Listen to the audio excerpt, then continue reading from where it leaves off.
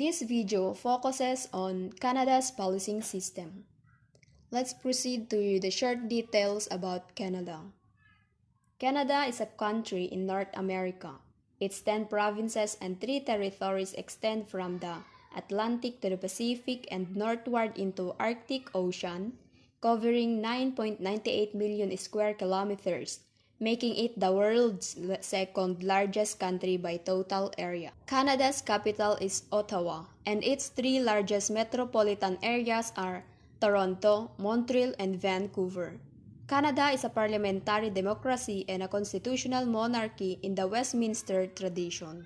The country's head of government is the Prime Minister, who holds office by virtue of their ability to command the confidence of the elected House of Commons, and is appointed by the Governor-General, representing the monarch who serves as head of state. The country is a Commonwealth realm and is officially bilingual at the federal level. It ranks among the highest in international measurement of government transparency, civil liberties, quality of life, economic freedom, and education. So let's proceed to the next slide, which is the overview of the Royal Canadian Mounted Police. So the country of course is Canada. Sa Canada, ang police agency nila is the Royal Canadian Mounted Police or RCMP. Dito sa Pilipinas, ang police agency natin is the Philippine National Police. Their department is Public Safety Canada. Sa atin is the DILG via NAPOLCOM. Ang highest rank nila is Commissioner and the lowest rank is Cadet.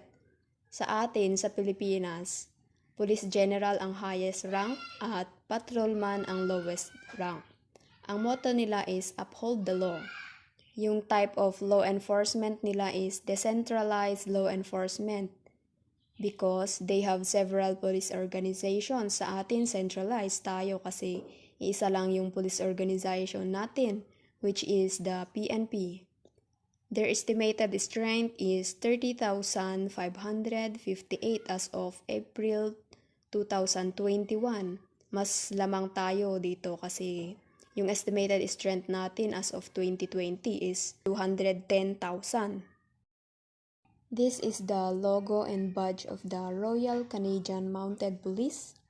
Sa logo nila, nakasali na nailagay yung kanilang badge, ito sa gitna. Then the RCMP and GRC. Yung GRC is the French name, which stands for Gendarmerie Royale de Canada. Their badge consists of the royal crown, the bison's head, their motto, the maple leaves. Meron din yung Canada inscribed below the crown, then the Royal Canadian Mounted Police sa baba. The royal crown, maple leaves, and the inscribed Canada represent service to Canada of this police force created to uphold the crown's peace. The crown also relates to the permission given by King Edward VII in 1904 to use the word royal in the force's name and to signify that the reigning monarch is the honorary commissioner. The bison's head alludes to the prairie grassland where the police force performed their first duties. The early members of the police force depending on the animals for food, fuel, and clothing. The royal blue color is a color traditionally associated with police forces. The next slide is the brief history of Canada's policing system.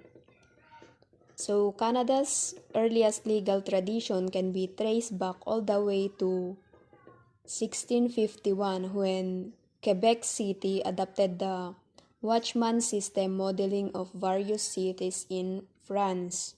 At the same time, Ontario, formerly known as Upper Canada, adopted English traditions and established both a constabulary and a watch and ward system.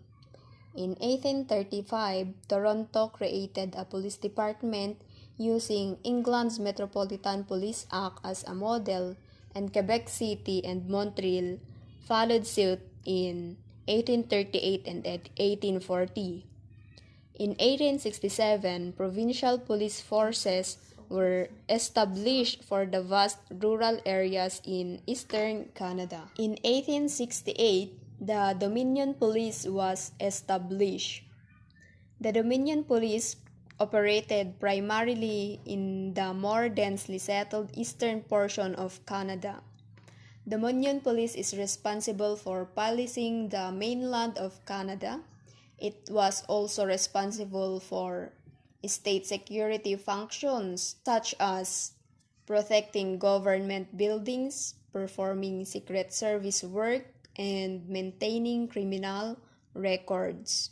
The Dominion Police had been formed by the Confederation of the British Colonies of Canada, Nova Scotia, and New Brunswick, but the extensive lands to the northwest known as Rupert's Land remained governed by the Hudson's Bay Company as proprietary colony. Due to the expansion of the newly formed Dominion of Canada into the Northwest Territory, the Northwest Mounted Police was created. Northwest Mounted Police was Canadian paramilitary police force established in 1873 to maintain order in the new Canadian Northwest Territories. The Northwest Mounted Police was established by the Canadian government during the ministry of Prime Minister Sir John Macdonald, who defined its purpose as the preservation of peace and the prevention of crime. Macdonald envisioned the police force as a paramilitary force, writing that the best force would be mounted riflemen trained to act as cavalry and styled police. The Northwest Mounted Police is a combined military, police, and judicial function along similar lines to the Royal Irish Constabulary.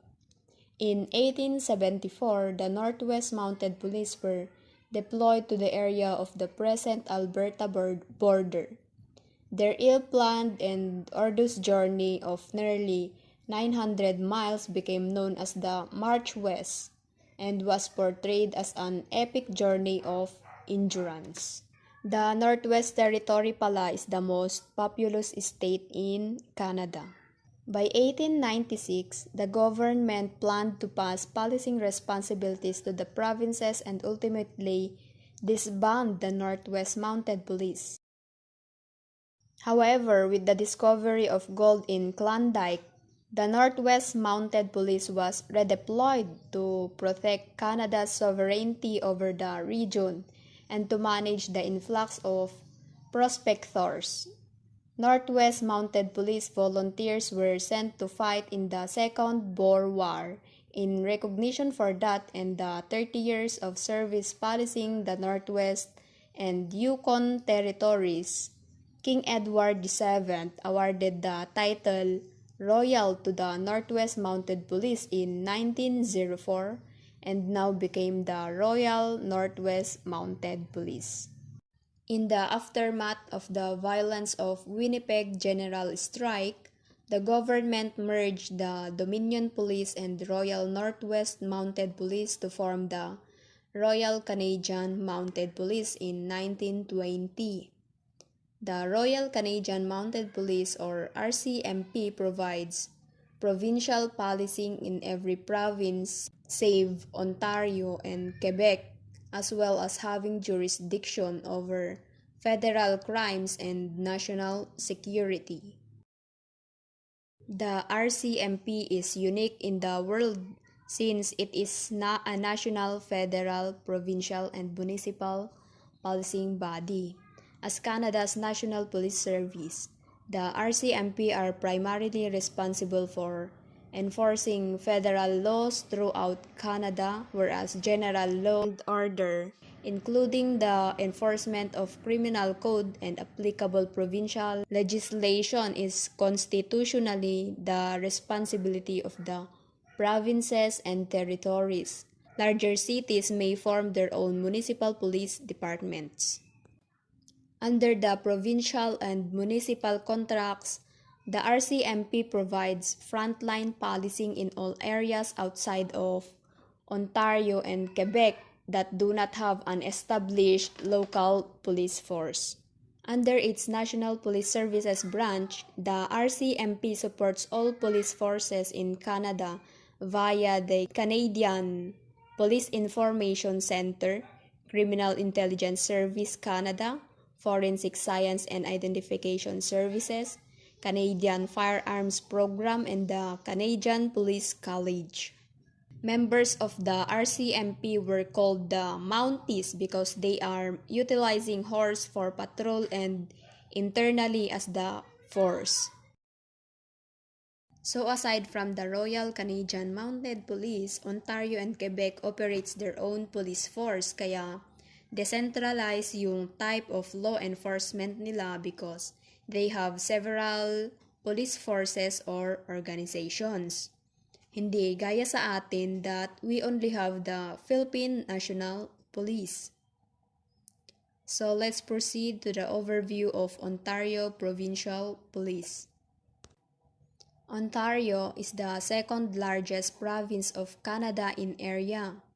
It occupies the strip of the Canadian mainland laying between Hudson and James Bay to the north and the St. Lawrence River Great Lakes chain to the south. It bordered to the east by the province of Quebec, to the south by the United States, and to the west by the province of Manitoba. The most populous Canadian province, Ontario, is home to more than one-third of Canada's total population. The parent agency is Ministry of the Solicitor General. Ang highest rank ng Ontario Provincial Police is the Commissioner and the lowest rank is Provincial Constable. Their motto is A Safe Communities, A Secure Ontario. The estimated strength as of 2019 is 5,618. The Ontario Provincial Police is the provincial police service of Ontario. Under its provincial mandate, the Ontario Provincial Police patrols provincial highway and waterways, protects provincial government buildings and officials, patrols unincorporated areas, and provide support to other agencies. The OPP also has a number of local mandates through contracts with municipal governments, where it acts as the local police force and provides frontline services. In the late 1940s, policing functions were reorganized in Ontario with the OPP given responsibility for all law enforcement in the province outside areas covered by municipal police forces, together with overall authority for law enforcement in the provincial liquor laws, aiding the local police and maintaining a criminal investigation branch. So this is the classification ranks of Ontario Provincial Police. Nahahati siya sa dalawa. They have the sworn rank insignia and civilian rank insignia. Sa sworn rank insignia, under dito yung mga commissioner, which is their highest rank. Then, deputy commissioner, chief superintendent, inspector, sergeant major, staff sergeant, and the provincial constable, which is their lowest rank. Sa civilian rank insignia, they have special constable and auxiliary constable. The Ontario Provincial Police logo consists of the Royal Crown, the OPP, and the provincial shield. The shield features a cross of St. George, which is the red cross with white background, and the 3 golden maple leaves. Next slide tayo, the overview of Ciarte de Quebec, located in Quebec, Canada. Quebec is the eastern province of Canada, constituting nearly 1/6 of Canada's total land area. Quebec is the largest of Canada's 10 provinces in area and is second only to Ontario in population. Its capital, Quebec City, is the oldest city in Canada. The parent agency is the Ministry of Public Security of Quebec. The highest rank is Director General and the lowest rank is the Team Leader. Their motto is Service, Integrity, Justice. The estimated strength of CRT de Quebec is 5,269 as of 2019. CRT de Quebec is the provincial police force of Quebec. Its primary function is to enforce laws throughout Quebec and to assist municipal police forces when needed. SQ is the second largest provincial service behind the Ontario Provincial Police and fourth largest service in Canada behind the Royal Canadian Mounted Police, Toronto Police Service, and the Ontario Provincial Police. At the local level, the SQ is responsible for providing local police services to municipalities that choose not to have their own, in exchange for payment relative to their size. In other cities, CRT de Quebec can also take over crime investigations from municipal services when required by the Police Act of the province, according to the severity of the crime and the size of the population. The SQ is usually present in smaller rural or suburban communities and is not usually visible in the street of urban centers such as Montreal and Quebec City, whose police services must provide a wide range of services and operations by law. In those cities, however, the SQ still have large offices where various investigations are conducted. At the provincial level, SQ is responsible for actions such as patrolling the highways of Quebec, preserving the integrity of governmental institutions, coordinating large-scale investigations, and maintaining and sharing the criminal intelligence database of Quebec with other services. In addition, SQ can provide technical assistance to Quebec's Independent Investigation Unit in any incident involving possible wrongdoing by another police department, such as deaths and serious injuries. Should the SQ be involved in such an incident, assistance, if needed, will be provided either by the police services of Montreal or Quebec City. This is the logo of CRT de Quebec, encircled by a wreath of oak tree leaves. Then there is the name of the organization, which is CRT de Quebec. Then the word police as an identification. Then there is the white fleur-de-lis directly on the blue field, and their motto, Service, Integrity, Justice. So the organization of RCMP has national division and detachment. Under the national level, the RCMP is organized under the authority of the Royal Canadian Mounted Police Act, an act of the Parliament of Canada. The RCMP Act provides that the RCMP may be used for law enforcement in provinces or municipalities if certain conditions are met.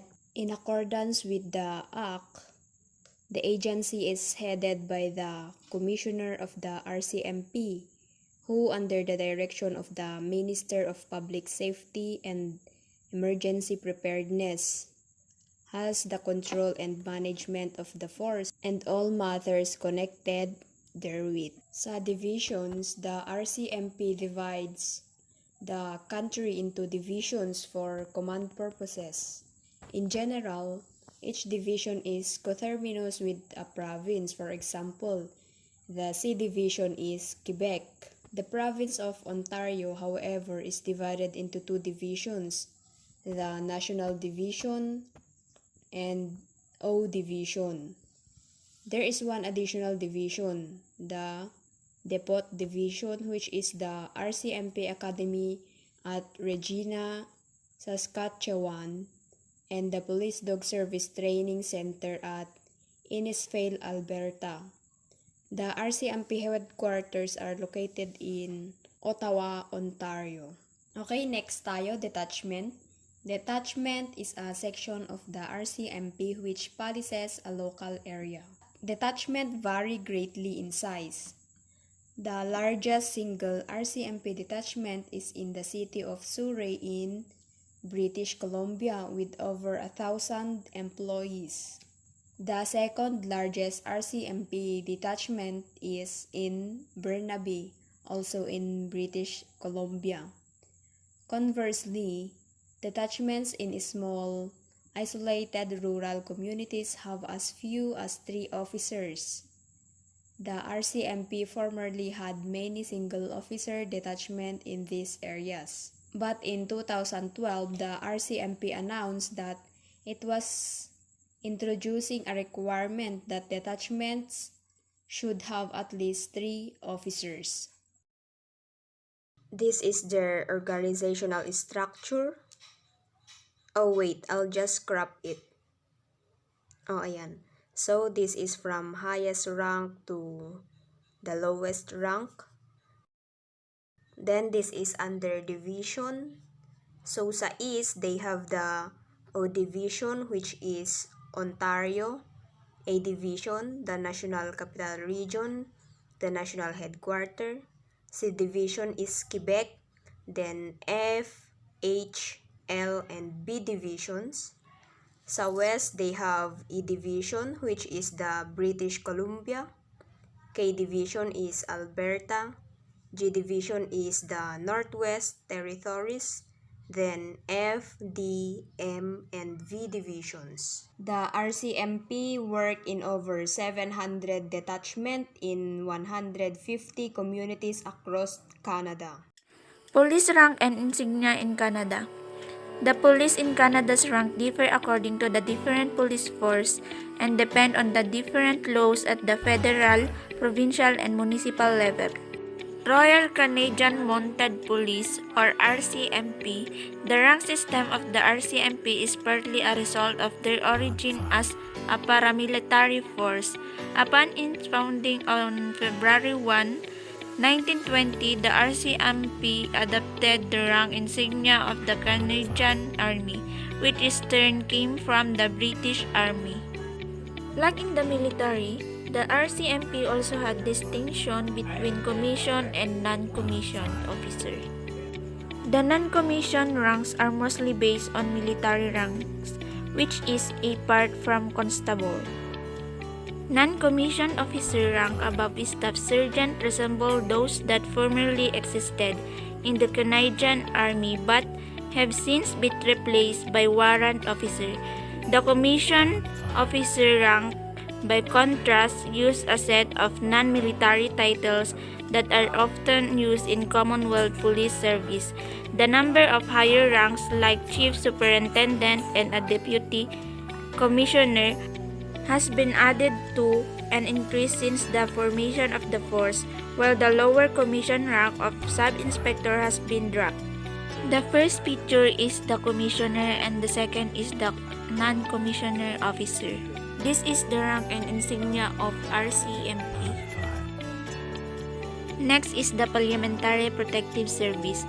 The PPS use a similar rank system to the RCMP, with the director being a chief superintendent or secondment from the RCMP.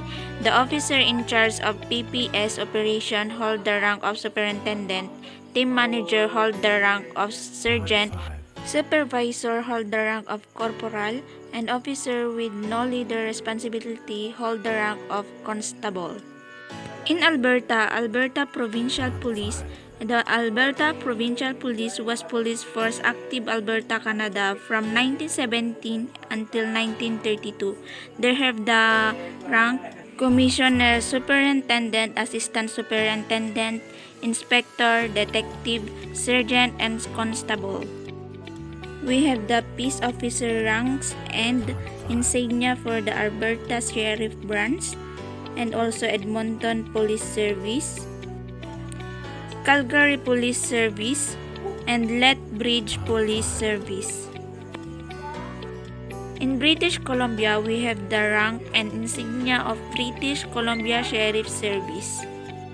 We have the Chief Sheriff, Deputy Chief, Superintendent, Staff Inspector, Inspector, Staff Sergeant, Sergeant, Deputy Sheriff, and Recruit Sheriff. In Manitoba, we have the rank and insignia Winnipeg Police Service. We have the rank of Chief of Police, Deputy of Chief of Police, Superintendent, Inspector, Staff Sergeant, Sergeant, Detective Sergeant, or Patrol Sergeant, Senior Constable, and Constable. In Newfoundland and Labrador, we have the Newfoundland Constabulary. The Royal Newfoundland Constabulary is the provincial police service for the province of Newfoundland and Labrador. We have the rank and insignia in commanding officer. We have Chief Constable, Deputy Chief. In senior officer, we have Superintendent and Inspector. In police officer, we have the Staff Sergeant, Sergeant, and Constable. And officer in training is we have the Cadet. In Ontario, we have the Ontario Provincial Police. Rank structure within the Ontario Provincial Police is paramilitary or quasi-military in nature, with several non-commissioned rank leading to the officer rank. Detective rank fall literally with the uniform rank and is not promotion above. Police constable in the OPP are uniquely known as provincial constable. So nakikita natin sa right side yung ranks and insignia. So meron tayong commissioner, the highest rank. Then second, deputy commissioner, chief superintendent, superintendent, inspector, sergeant major, staff sergeant, sergeant, and provincial constable. Dito naman sa Quebec, we have the rank and insignia. In General Staff Officer, meron tayong Director General of the SQ and Associate Director. In Officer, meron tayong Chief Inspector, Inspector, Captain, and Lieutenant. In Sub-Officer, meron tayong Sergeant and the Agent. Meron tayong Team Leader and Constable. Dito naman sa Saskatchewan, meron tayong Saskatchewan Provincial Police. The Saskatchewan Provincial Police was police force in the Canadian province of Saskatchewan that existed from 1917 until 1928 under the Saskatchewan Provincial Police Act. This is the following rank: Chief of Police, Deputy Chief, Commissioner of Police, Assistant Commissioner, Inspector, Sergeant, Corporal, and Constable. So, dito naman tayo sa recruitments and selection.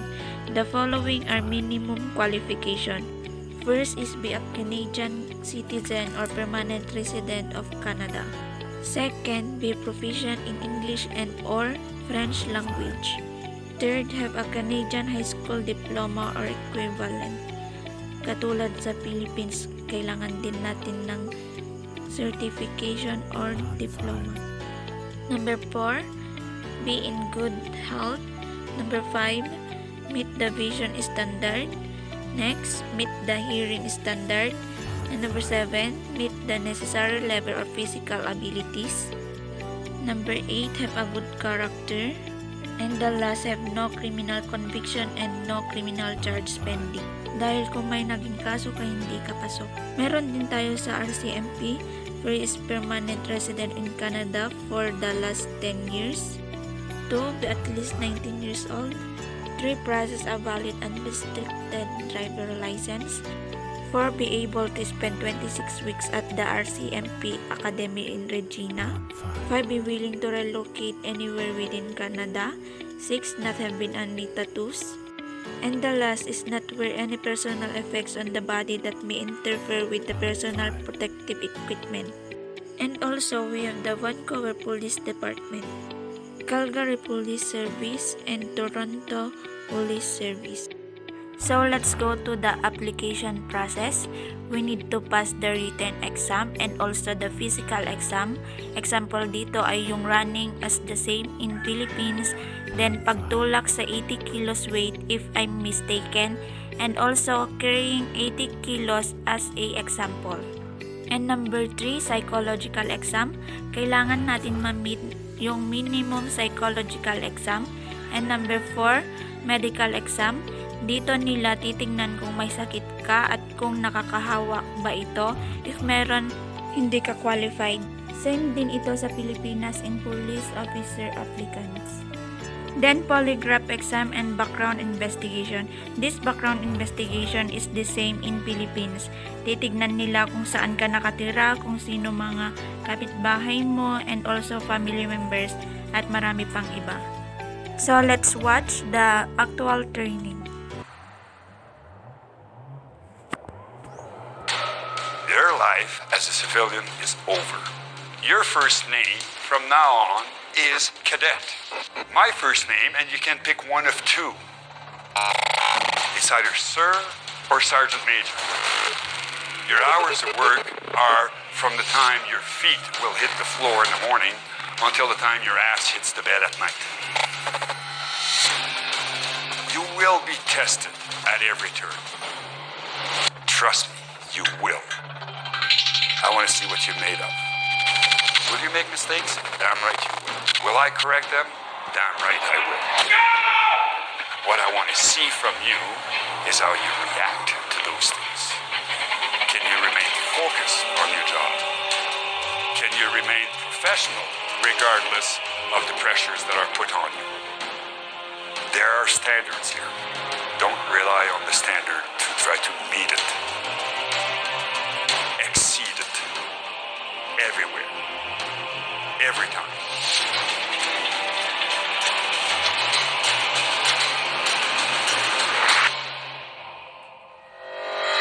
Any questions? No, sir. Corporal, they're all yours. In other details, na-discuss na ito kanina, so let's go to the retirement age. Age of 62, the commissioner. Age of 61, the deputy commissioner. Age of 60, all other officer.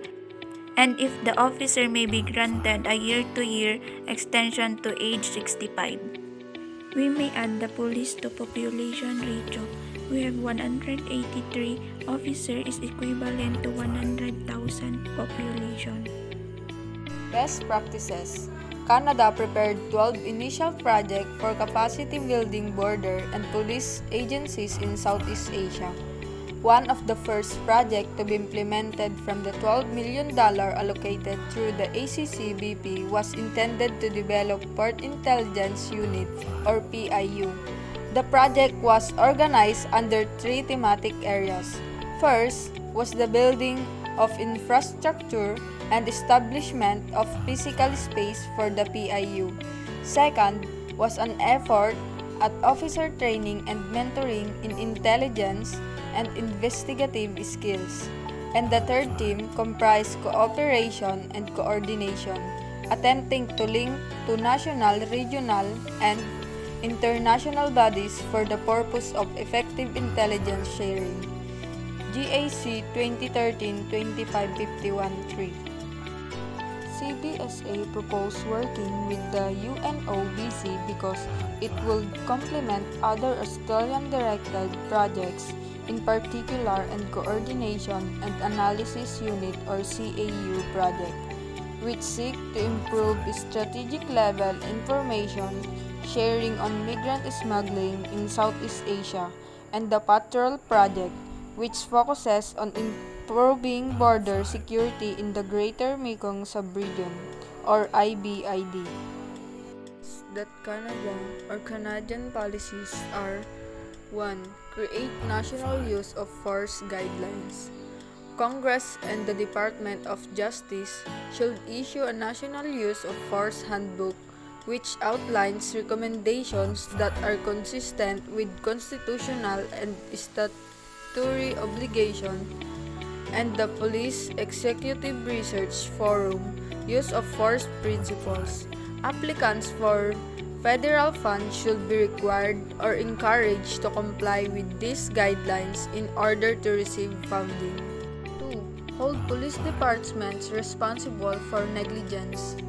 To promote accountability, local, state, and county legislatures should pass legislation that requires police departments to pay half the amount of civil judgments that stem from police misconduct lawsuits, where insurance companies pay for the civil judgments from police misconduct lawsuit. Legislature should allow insurance claim to seek compensation from police departments that should have known that the police officer in question would use excessive force. Furthermore, legislature should provide a negligent hiring cause of action agent police department for employing an officer who the department should have known is likely to engage in excessive force. 3. Screen for implicit bias and aggression. State legislature should pass legislation that requires current and prospective police officers to undergo mandatory implicit racial bias testing, including testing for bias in shoot, don't shoot decision making, and develop a clear policy for considering an officer's level of racial bias in law enforcement certification, the hiring process, performance evaluations, and decisions about whether an officer should be deployed to communities of color. One candidate for police officer position should also be required to pass physiological testing that screens out candidates who display a proclivity for aggression and violence. 4. Focus on collaborative approaches to policy. Police departments should rely upon collaborative approaches that respect the dignity of individuals within the community, focus on problem solving, and are generally more community-centered and build community trust. Tactics might include relying upon the use of structural and environment strategies to reduce crimes, such as adding lighting in hotspot areas, securing abandoned buildings, and the buildings partnerships with community members to address specific crimes. Encourage consistent monitoring and screening. Police departments should create early warning system for detecting patterns of behavior, such as complaints filed against officers or personal hardship like divorce, which indicate potential vulnerabilities for the officer and the department. The primary purpose of such system is not to punish, but to provide counseling to the officers so as to reduce their level of risk as well as risk residents and communities. 6. Use video recording to promote accountability. Legislatures should require the police interrogation to be electronically recorded during the time in which reasonable person in the subject's position would consider themselves to be custody, and a law enforcement officer's questioning is likely to elicit incriminating responses. If video recording is used, the camera should record both the interrogator and the person being interrogated. Police officers should wear body-worn cameras with applicable privacy protections, including creating protocols that require the cameras remain activated and guard against the tampering of footage. 7. Enhance legal accountability. State legislatures should pass legislation to promote accountability in policing by mandating standards for police union contracts that foster police compliance with civil and human rights standards. Legislature should pass legislation that limits a police officer's ability to invoke qualified immunity against charges of excessive force, and Congress should aim the state of mind required to hold a police officer under 18 U.S.C. 242 from willful to reckless. 8. Keep immigration and policing system separate. Lawmakers should renew our commitment to international human rights, eliminate unworkable collaborations between local law enforcement and immigration authorities, and protect the human right of families and children who migrate. 9. Stop militarizing law enforcement. Congress should adopt and implement the Stop Militarizing Law Enforcement Act of 2015, H.R. 1232, which has been introduced to the House and prohibits the transfer of military equipment that is not suitable for law enforcement purposes. This is the uniform of RCMP, Canadian Soldier and Women Army Corps. And also, this is the different firearms and equipment.